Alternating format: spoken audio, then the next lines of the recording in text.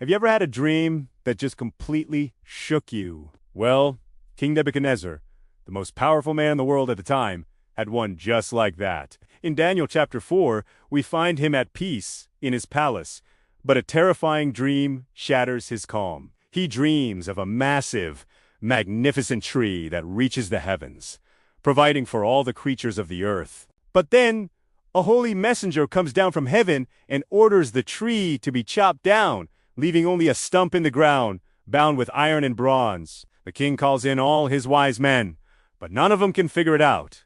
So, who does he call? Daniel. Of course, Daniel, a man filled with the spirit of the holy God. When Daniel hears the dream, he's troubled. He knows this isn't good news for the king. He gently explains that the great tree represents Nebuchadnezzar himself, his power, his kingdom, his majesty. The order to cut it down is a decree from the Most High God. Daniel tells the king that he will be driven away from people and will live like a wild animal, eating grass like an ox for 7 years. Why? Because of his pride. Nebuchadnezzar had started to believe that all his success was his own doing. Daniel pleads with him, "Your Majesty, be pleased to accept my advice. Renounce your sins by doing what is right, and end your wickedness by being kind to the oppressed. Then it may be that your prosperity will continue." Did the king listen? No, he didn't.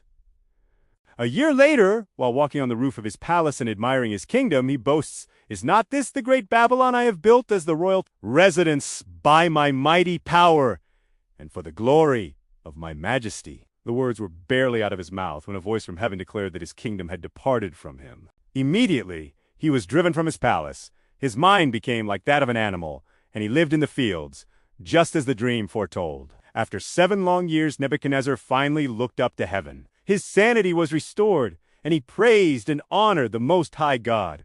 He finally understood that God is sovereign over all kingdoms and gives them to anyone he wishes. And just like that, he was restored to his throne, becoming even greater than before. His story is a powerful reminder that pride comes before a fall, but humility and recognizing God's sovereignty lead to restoration.